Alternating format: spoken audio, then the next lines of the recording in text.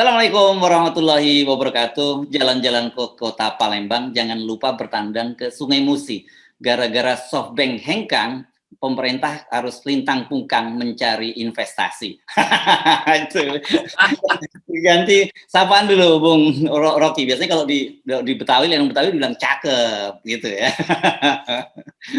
Kita berupaya buat pahami keadaan ini dengan fasilitas pantun. Ya. Dan semua pantun yang baik harusnya menghasilkan kegembiraan. Ya. Tapi kita berpantun dalam upaya untuk merenungi nasib bangsa. Ya. Karena di Sungai Musi tiada solusi. Oke, Bung Rocky, jadi hari ini Senin tanggal 14 Maret. Kalau saya coba lihat kalender Jawanya ya, kalender Jawanya ini jatuhnya itu kalau tanggal 14 Maret itu Wage, Bung, 10 Wage. Nah, gitu ya. 10 Wage, Presiden Jokowi akan berkemah di titik 0 IKN. Kenapa saya kait-kaitkan dengan tanggal Jawa? Kan biasanya Pak Jokowi itu kalau memulai hari-hari yang dianggap istimewa itu biasanya Rabu Pon ya, yang dia lakukan itu. Tapi ini kalau dalam istilah orang Jawa ini nyebutnya nyolong betek nih, Bung. Tidak sari-sarinya kalau orang Betawi bilangnya gitu. Nggak sari-sarinya kenapa dilakukan pada hari Senin Wage gitu. Padahal kan hari istimewa banget ini saya kira. Ya mungkin dalam perbintangan perbintangan horizon Jawa ya. Itu pulungnya itu nggak jatuh di hari Rabu. Jadi pulungnya jatuh pada orang lain sebetulnya, sehingga mesti dicegah supaya pulung itu jangan jatuh pada orang lain, maka diruatlah hari Senin 10 Wage. Kira-kira begitu tafsirnya. Karena kalau melenceng itu artinya ada sesuatu yang membahayakan, sehingga semacam preempt gitu. Sebelum pulungnya jatuh hari Rabu, maka dipaksa pulung itu jatuh hari Senin. Kira-kira begitu. Ya. Tafsir meta, bukan metaverse ya. Oh, metafisik. Iya, metafisik. Jadi kenapa penting ini? Saya kira ini kita bukan mengada-ada ya, bukan. Ini serius. Kenapa? Karena kan tradisinya Presiden Jokowi seperti itu, dan besok pun ternyata itu ada satu tradisi yang kendi Nusantara itu, para 33 gubernur yang diundang itu diminta untuk membawa air dari kendi masing-masing dan nanti disatukan dalam sebuah ritual gitu kelihatannya di sana. Jadi yang orang nggak berlebihan kalau ini mengait-kaitkan dengan metafisik. Makanya kemudian ada seorang associate professor di NUS kalau tidak salah ini, tapi dia orang Indonesia yang nama ininya Julfikar. Ini namanya Profesor Sulfikar. Dia ngeledek gitu. Katanya mau bangun ini metaverse. Kenapa malah sekarang secara metafisik gitu? Seperti yang Anda sebut tadi. Saya dengar dari awal sebetulnya ada 34 orang yang diundang, tapi yang satu membatalkan itu. Yang membatalkan itu namanya Mas Sayoshi, pemilik SoftBank. Dia membatalkan, dia membatalkan ikut camping. Nah, itu mungkin yang menyebabkan harus ada ruatan itu. Jadi semua orang bawa air dalam kendi dan segumpal tanah gitu. Tapi oke, itu semacam pertanda biasa aja. Dalam antropologi bangsa ini selalu ada hal-hal yang sifatnya mistik. Mistik dalam pengertian tidak bisa dicerna oleh akal, tapi mungkin itu energinya begitu. Sama dulu seperti saat mobil listrik itu, bukan mobil listrik, SMK. Mobil SMK itu diruat dan dipecahkan air dalam kendi oleh Presiden Jokowi itu. Dan itu berlangsung kira-kira 300 tahun lalu, jadi kita lupain aja itu, karena itu udah terjadi di abad 17. Ya kalau SMK saya kira belum Presiden Jokowi, pada waktu itu masih wali kota Jokowi. Memang ada nih, kalau saya buka-buka dokumen lama ini ada beritanya, foto-fotonya juga masih ada. Jadi memang kelihatannya Pak Jokowi ini sangat sangat kental dengan tradisi Jawa gitu, hal-hal yang semacam yang meskipun ngakunya bahwa akan bangun metaverse, akan bangun kota smart city gitu, tapi ternyata tradisi-tradisi itu nggak bisa lepas dari Pak Jokowi. Dan orang juga nggak berlebihan kalau menilai, wah ini pasti ada kaitannya seperti Anda tadi menafsirkan dari sisi primbon, ada soal pulung atau apa, ini ya bisa-bisa saja, sah-sah saja muncul tafsir semacam itu. Mungkin juga ini perubahan drastis perencanaan ibu kota yang harusnya dilakukan melalui teknologi mutakhir supaya dapat predikat smart city. Tapi setelah mungkin Pak Luhut yang kasih data baru tuh, berdasarkan big data diperlukan 110 juta orang yang membicarakan soal kendi ini. Jadi akhirnya Pak Jokowi memutuskan supaya soal smart city lupakan dulu, maka kita balik dulu pada kearifan lokal, yaitu berbasis tadi hal-hal yang mistik gitu. Dan itu adalah hasil dari deep learning yang dibaca oleh analytics berdasarkan percakapan di sosial media. Karena semua orang mempercakapkan tentang kendi, dan kita nggak tahu apa sebetulnya kendi itu isinya air apa minyak goreng. Ya, tapi saya kira kalau soal kendi ini, ini air, Bung. Jadi nanti saya membayangkan mungkin mereka ini para gubernur-gubernur kan sudah berterbangan ke Kalimantan Timur gitu ya, dan ini kan kalau bawa air di dalam kendi begitu, dan saya kira nggak bisa dimasukkan di dalam bagasi, itu harus di kabin. Dan ini saya kira menimbulkan kerepotan tersendiri di bandara, karena kan kita tahu kalau masuk bawa cairan sampai 100 cc saja kita udah nggak boleh dibawa masuk ke kabin. Tapi karena mereka adalah kepala-kepala daerah, saya kira mendapat privilege ini. Meskipun ada sedikit kerepotan kecil lah, saya kira di bandara-bandara. Kita nggak tahu apa artinya, tapi maknanya kira-kira ada kejernihan karena itu mesti bawa air. Dan ada gumpalan tanah yang menunjukkan kita itu bangsa atau manusia itu asal-usulnya dari tanah gitu. Kira-kira begitu. Tapi nanti orang tafsirkan, jangan-jangan sebetulnya yang disebut air itu pengganti minyak goreng tuh. Dan tanah adalah simbol dari lahan sawit, kan bisa begitu orang tafsirkan. Jadi semua tafsir bisa terjadi justru karena kita nggak nangkap apa sebetulnya maknanya. Dan saya lihat gambar-gambar itu ada persiapan tenda dibangun di mana-mana itu, dan di tengah hutan memang.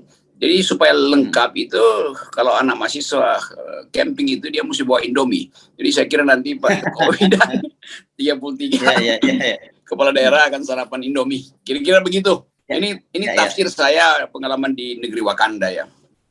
Ya.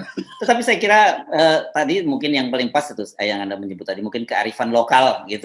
Hanya kebetulan karena Pak Jokowi itu orang Jawa, jadi melakukan hal semacam itu. Tapi saya kira di beberapa suku lain juga ada kebiasaan semacam itu. Tapi saya kira mungkin sebaiknya memang kalau di Kalimantan tentu mesti di-combine dengan kearifan lokal dari Kalimantan, jangan kemudian nanti ada kesan gitu ya. Ada kesan bahwa ini Jawanisasi, kan itu juga enggak ini penting diperhatikan juga, saya kira. Ya itu sebetulnya sinyal utamanya orang menganggap bahwa ya Jawanisasi bagus aja kalau itu dimaksudkan untuk menghasilkan pengertian-pengertian sublim tentang kehidupan.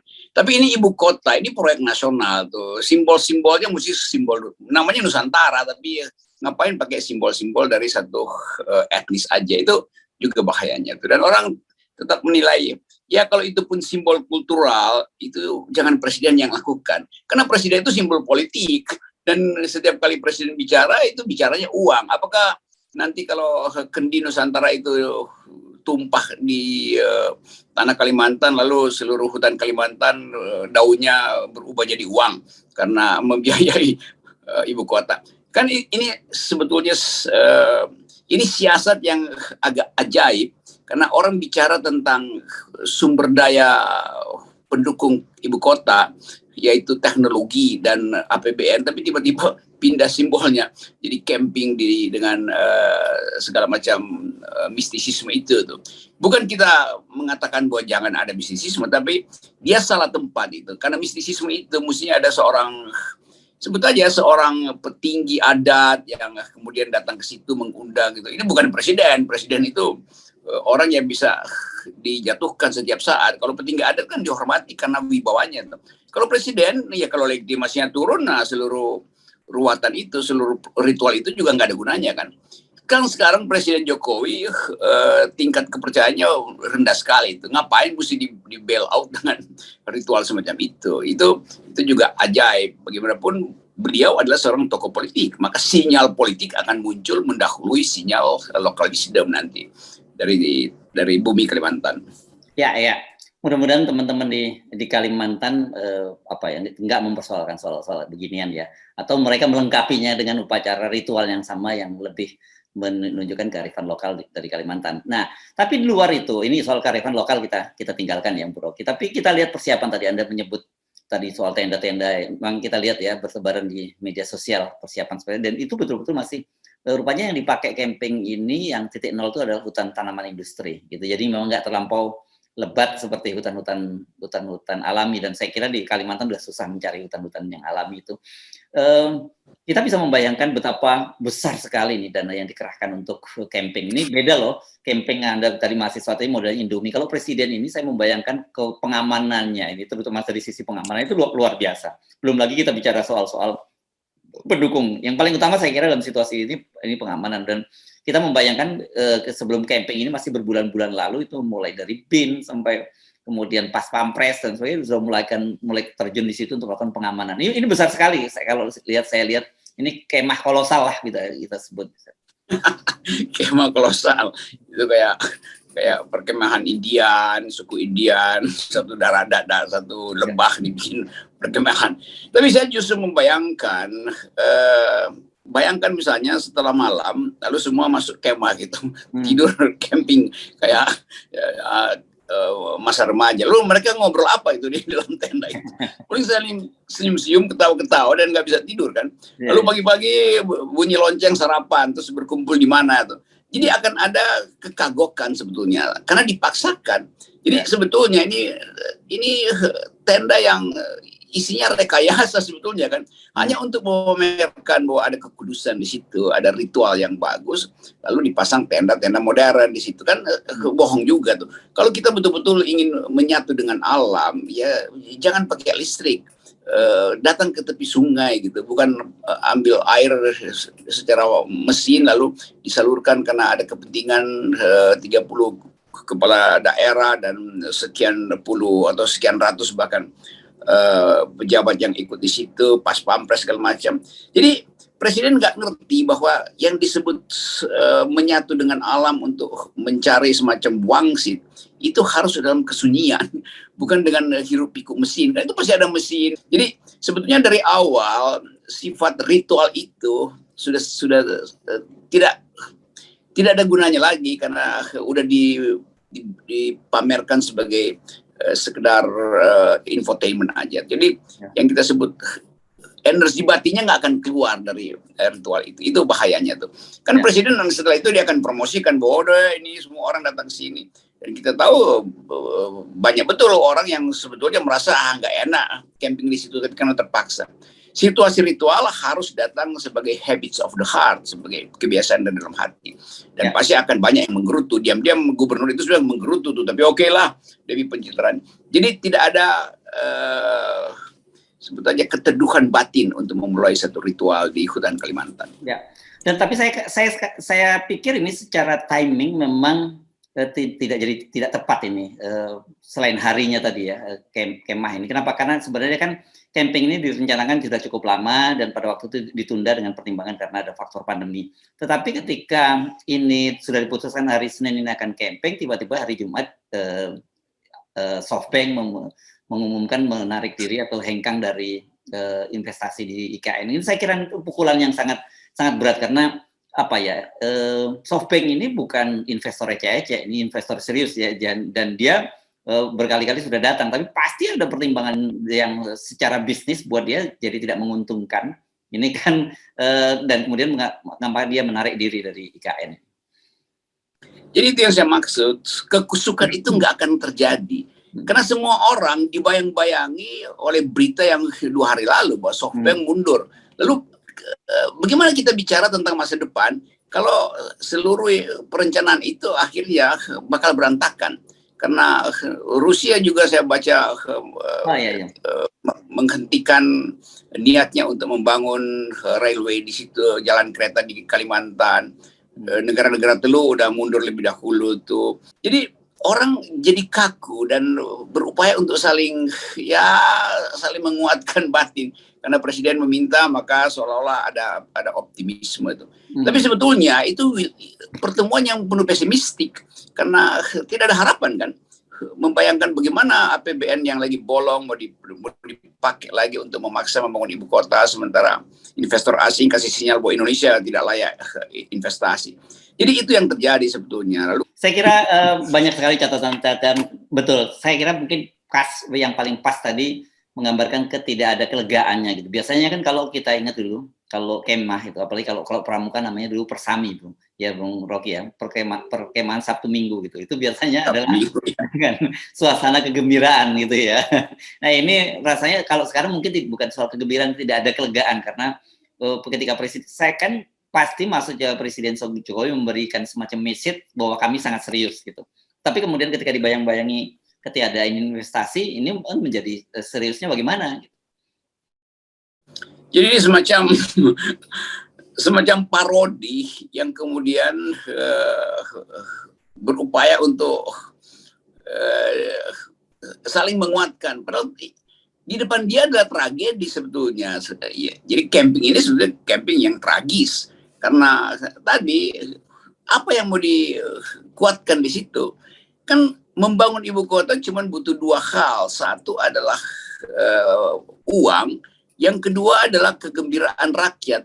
Uang itu udah nggak ada, investornya meninggalkan proyek itu. Kegembiraan rakyat juga nggak ada karena orang fokus pada minyak goreng. Siapa yang peduli dengan presiden camping di situ kan? Jadi lain kalau suasana udah bagus, lalu Pak Jokowi ajak seluruh rakyat Indonesia, mari kita bikin semacam jambore ibu kota negara.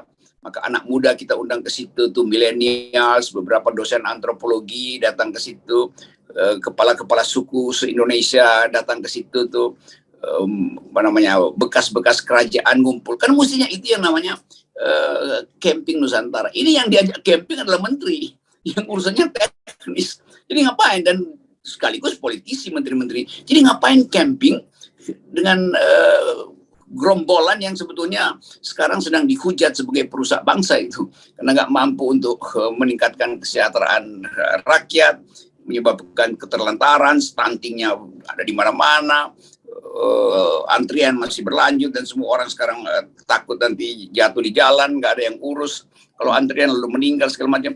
Jadi suasana berkabung nasional ini yang akan jadi latar belakang pertemuan di tengah hutan itu.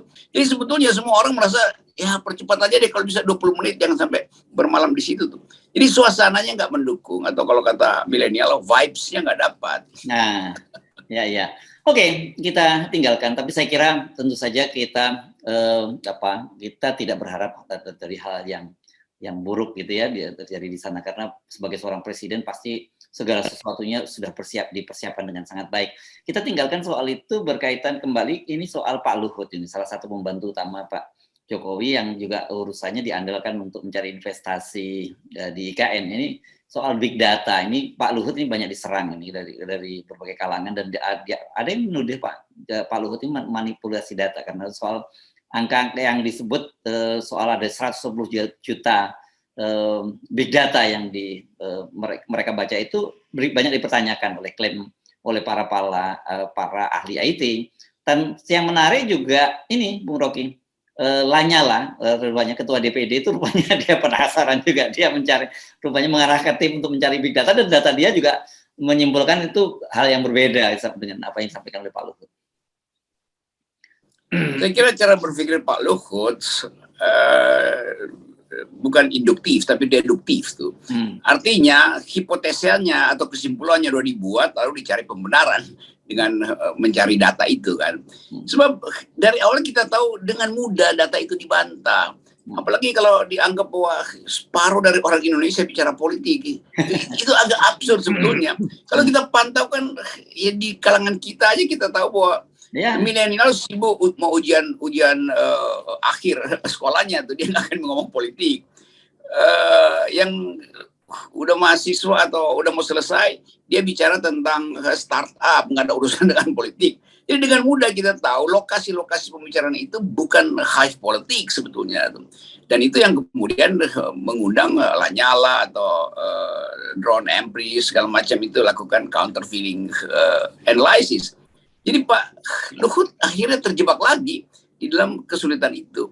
Tapi saya memang membaca dari awal, istana ini punya satu proyek yang nggak boleh digagalkan, yaitu memperpanjang jabatan presiden, entah itu menunda pemilu maupun mengusulkan 3 periode.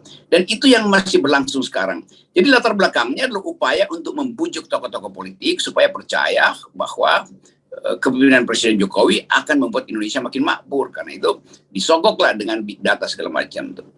Tapi kita tahu bahwa kebohongan itu kan ada pepatah bilang begini, Anda bisa membohongi satu orang sepanjang waktu, Anda juga bisa membohongi semua orang di suatu waktu, tapi Anda tidak mungkin membohongi semua orang sepanjang waktu. Jadi itu sebetulnya yang sedang berlangsung sekarang, berupaya membohongi semua orang sepanjang waktu. 110 juta orang itu kan artinya semua orang. Nah itu justru orang anggap bahwa itu mah jangan dong. Kalau satu orang lu bohongi sepanjang waktu boleh. Kalau semua orang lu bohongi dalam satu waktu boleh. Tapi jangan semua orang Anda bohongi sepanjang waktu. Itu yang terjadi. Jadi backfire-nya masuk lagi ke istana sebagai berita buruk tuh. Bahwa orang nggak percaya ada 110 juta orang bicara tentang ibu kota. Dan bicara tentang penundaan. Dan akhirnya kan ketika Pak Luhut bicara tentang big data, orang teringat pada Muhaimin, gitu. Kalau katanya kan dibantah-bantah, oh tidak ada, enggak, itu inisiatif dari Muhaimin, enggak ada instruksi dari Pak Luhut lah. Data yang disampaikan oleh Muhaimin itu kan orang waktu itu bertanya-tanya juga, loh ternyata sama dengan data yang dibaca oleh Pak Luhut. Atau masa kebetulan aja antara data yang Pak Luhut baca dengan data Muhaimin itu sama gitu. Walaupun kemudian jujur saya lebih percaya pada Ismail Fahmi sebagai pendiri Drone Emprit gitu, yang dia menyebutkan bahwa itu kata dia itu impossible 110 juta itu. Twitter aja yang paling cerewet bicara soal politik itu kata dia jumlahnya itu nggak lebih dari 10.000. ini sudah errornya berapa ratus ribu persen ini Bung Rocky, kalau 110 juta terus kemudian yang paling banyak 10.000 bicara soal politik itu, soal ya kalau kata lagu it's too good to be true. Too good to be true. Bohongnya terlalu gede tuh.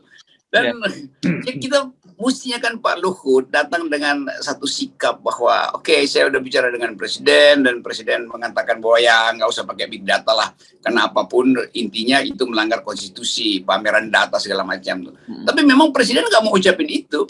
Jadi sebetulnya Pak Luhut harus cari akal supaya presiden percaya bahwa beliau masih bisa diselamatkan melalui perpanjangan pemilu atau 3 periode. Jadi kasihan juga Pak Luhut harus cari data hanya untuk membackup ambisi presiden yang adalah atasan beliau tuh. Dan semua orang tertawa-tawa, terbahak-bahak dengan temuan itu tuh. Seolah-olah nggak ada, ini hacker kecil aja bisa beritahu bahwa Anda berbohong, karena hacker tahu gue lebih bisa berbohong daripada Pak Luhut. Kan begitu kan?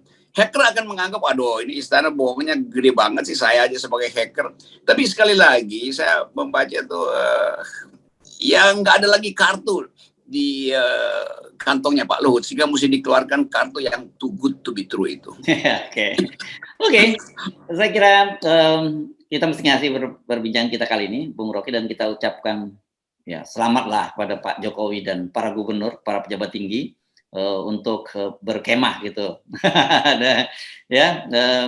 Mudah-mudahan saja kemah di situ memberi kita dapat semacam wangsit gitu, bagaimana menyelesaikan persoalan bangsa, terutama persoalan antrian minyak yang sudah lebih dari setengah tahun nggak selesai, yang sudah memakan korban, kemudian belum lagi persoalan beban-beban masyarakat makin meningkat karena harga-harga juga melambung tinggi. Ya, saya selamat berkemah di situ, dan anak gunung itu punya kebiasaan untuk membawa pulang sampah dari kemah itu.